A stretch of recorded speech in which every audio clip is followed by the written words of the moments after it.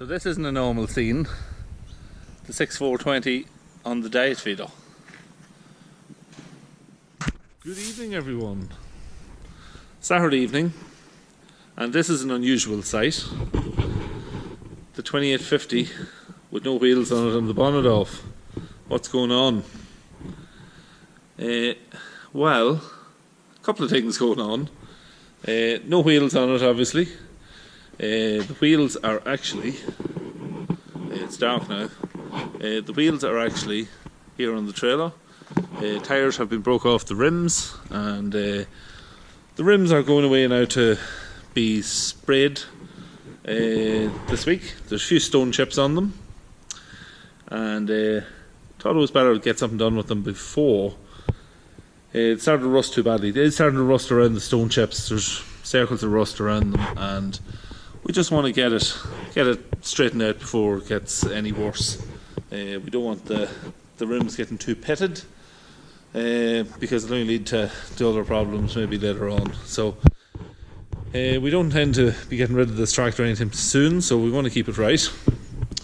Didn't really intend to do this just yet, but something else happened that has kind of forced our hand and moved the 2850 into pole position for jobs to get done. And what happened was, you can probably see here, there's a little trace of coolant which has stained the block there as it was running down.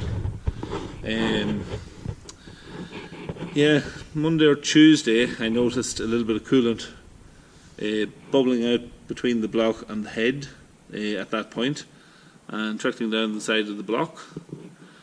And I thought to myself, this isn't normal. So checked the coolant level, and at the time the coolant level was down. It was down at the minimum, or just below the minimum.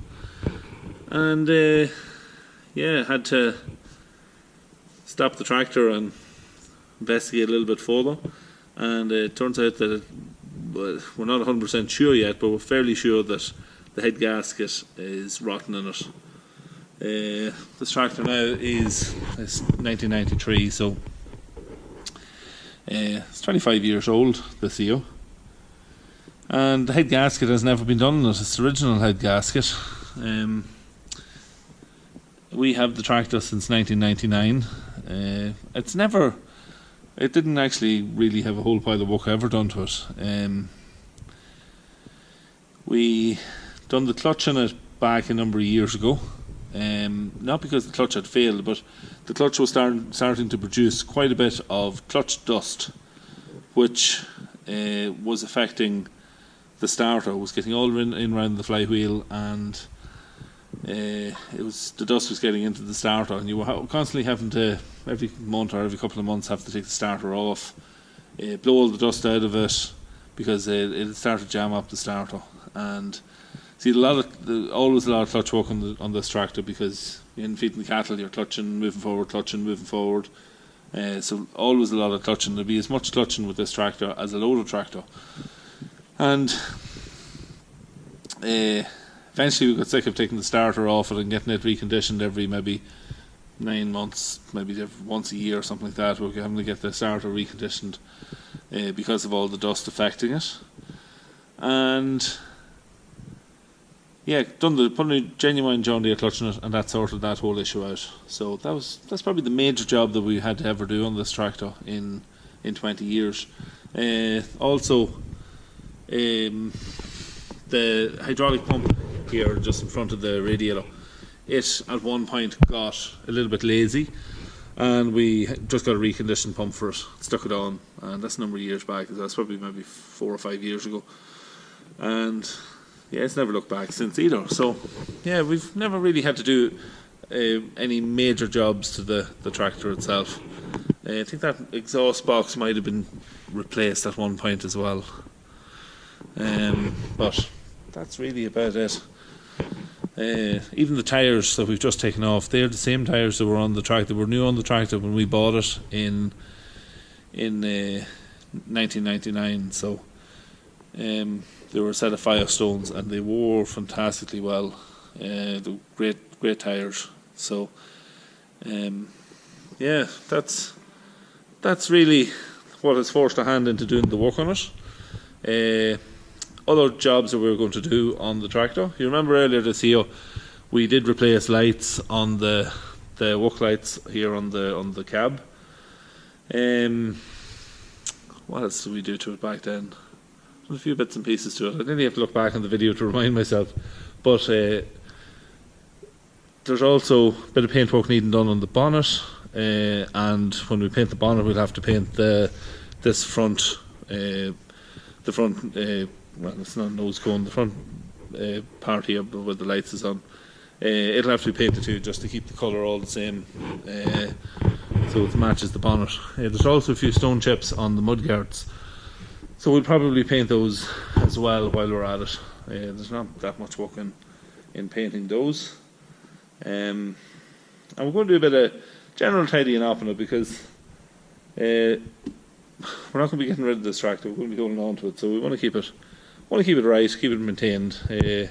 So yeah, new mudguards on the front of it as well. You can see how we're getting tore a little bit. They were a little bit wider than the tyres that were on it. Them mudguards are probably on it, I'd say, about 10 years or maybe a little bit more, and they were a little bit wider, so they were prone to getting caught when you were feeding the cattle. You were running along the feeding box. They're both sides are always prone to getting caught. But the new tyres we're putting on are going to be slightly wider than the old ones. About 2 inches wider, I think, front, and about 2 inches wider rear. So if we get the same size mudguard again, it should be the right size for it. But yeah, that's kind of what's going on with the 2850. It's only when you don't have it on the feeder that you realise the worth of it, or the value of it. Like, it's so manoeuvrable compared to the 6.4, and the 6.4 is not set up to be on the feeder. You can't reach the hand controls out the window like you can on this here, and you have to jump down and set everything up once you get pulled into the shed and feed along, and then you jump down again, close everything up, close your door, and stop the elevator or lift the elevator, turn around and go back down, and you have to do the whole thing all over again. So it really is a pain not having it. On the diet feeder, but needs must, and we need to get this work done on it. So we're going to have to grin and bear for a week or so, or maybe a couple of weeks, until we get the work done on this. Luckily enough, we haven't got all the cattle in yet.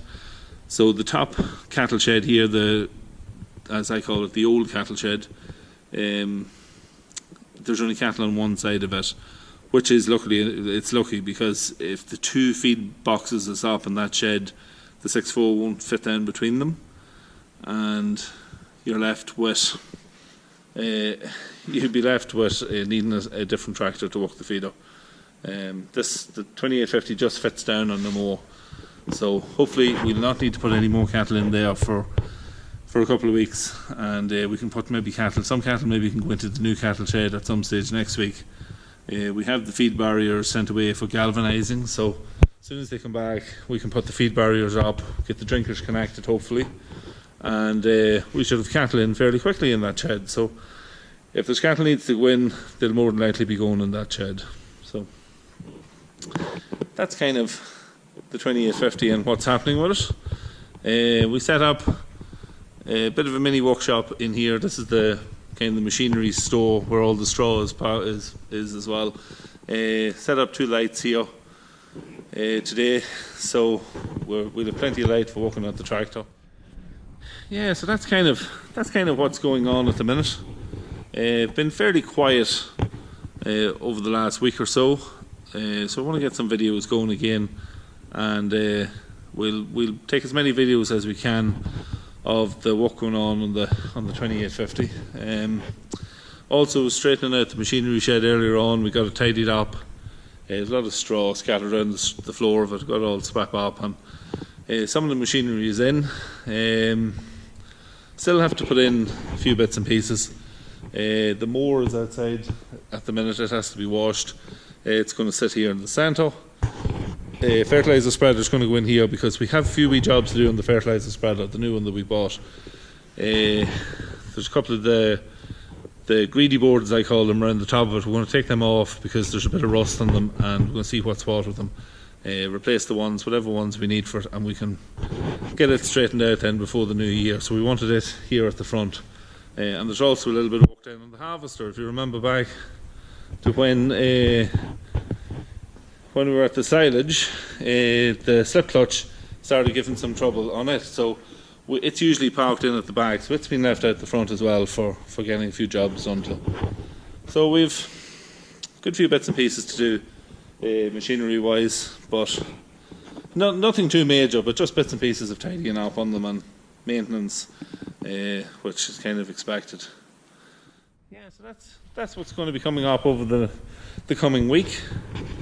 2850 restoration and fix up videos, and how that progresses. We'll also have the new shed hopefully getting finished off, the barriers finally getting into it, and then cattle work as well. So the cattle work, we are hoping to get some of that done this week, but then with all the wet weather and whatnot, we weren't able to get at it. So we're hoping that the weather's going to be a bit better this week, and we can get the dosing and clipping of the backs done. So all footage will be coming up later this week. So thank you very much for watching. Hope you have a good weekend, and we'll see you in the next one.